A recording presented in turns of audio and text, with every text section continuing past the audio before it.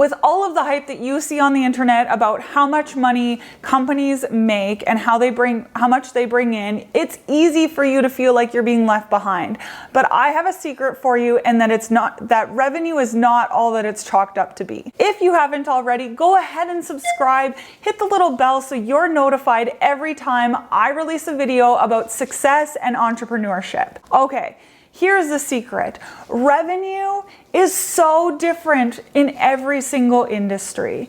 There are some industries where projects are on a smaller basis, but you make so much more money off of every single transaction. A really good example is online coaching.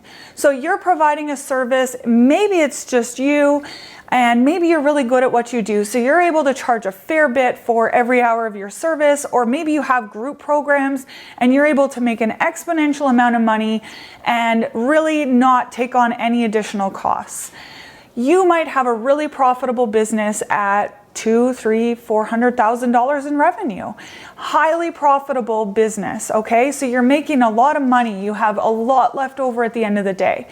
In comparison, there could be businesses like a grocery business or a coffee shop where you're doing tons and tons and tons and tons of transactions, but your cost to deliver that product or service is really high.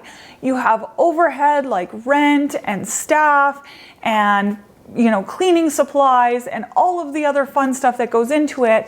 And even though you're doing millions of dollars in revenue, there's not much left at the end of the day. That's really common in the restaurant industry, where you have a lot of what we call overhead, those expenses that have to be paid whether you seat a table that night or not. So when you see people in the online world comparing revenue, this is how much I brought in last year, I like to think of those numbers as completely irrelevant. It drives me nuts that the industry is talking about that. The only time we should really be referring to those numbers is within one single industry. You can kind of benchmark how much better one company in an industry is doing versus another based on revenue. But it does always go deeper than that.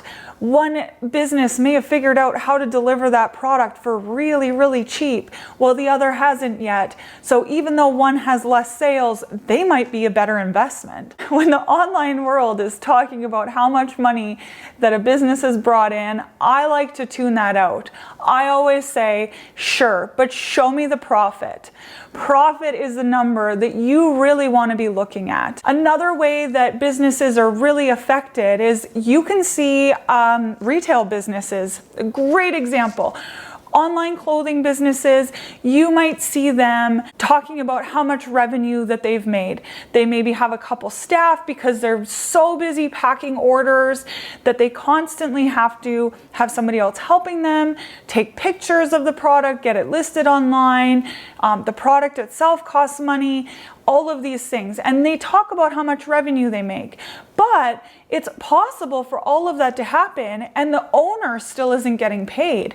They could say, I make 6, 7 figures in a year, I bring that in, but the owner is still not taking a paycheck because the business model isn't set up. The business hasn't found a way to pay for all of the expenses.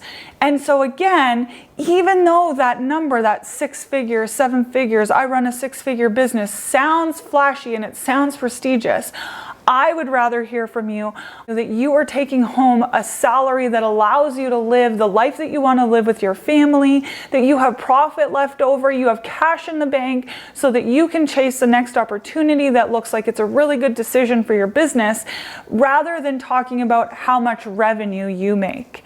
It is my one big pet peeve, and accounting standards literally are created for this. Not that it matters to you, but accounting standards in their essence talk about how we make financial statements comparable across businesses. That's why when you're looking to buy a business, you go talk to a professional. You talk to a business valuator or an accountant about the red flags that they see.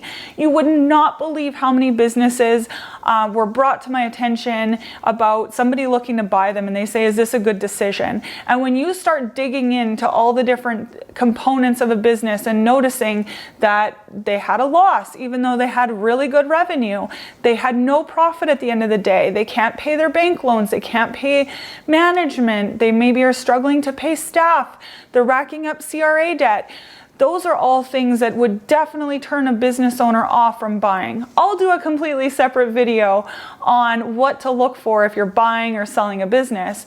But I really wanted to stress to you today that if you are going to be measuring your business, revenue targets are fantastic, but you always, always, always need to couple it with a profitability and pay yourself first measurement so that you are getting paid for all of the time and effort that you're putting into the business, that you know that you're going to have sustainability well into the future. Revenue is completely irrelevant if you don't have profit. In fact, I tell most business owners who are talking about expanding that we have to fix the business first before you start chasing more revenue, because when you scale revenue, you scale the problems. Only 10% of the time is chasing the next level of revenue the right answer instantly before fixing something else within the business. I hope that helped you. I'd love to hear your comments and your feedback on how this video applied to your business. Put a comment below. If you're not sure what to be doing, if you've been chasing revenue and you're not sure what to be doing next, you know you want that ease that comes with knowing you've got yourself paid and all the bills covered, but you're not sure how to get there, my contact information is in the bio. Go ahead and reach out for your free call, and I can't wait to talk to you. And of course, go ahead and like the video and subscribe so that you stay up to date on all of the videos I release on success and entrepreneurship.